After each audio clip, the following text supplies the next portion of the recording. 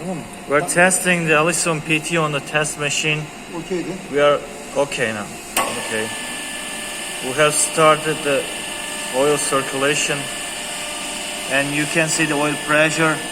14 bar yine değil mi burası? 14 bars.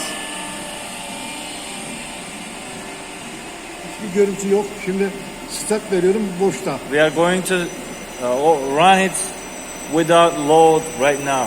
There is no load right now.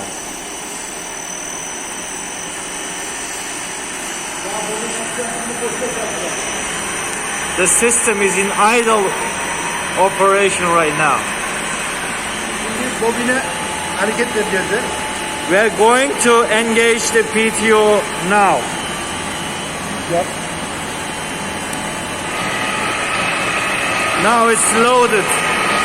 It's working under the load. And we can see the values here. Şimdi top yok. Şimdi yükleniyoruz. Now we are applying more load. You can check the torque value, the TW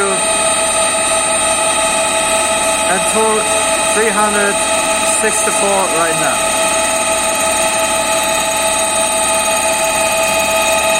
Tekrar boşa çıkarıyorum. Now we have removed the load.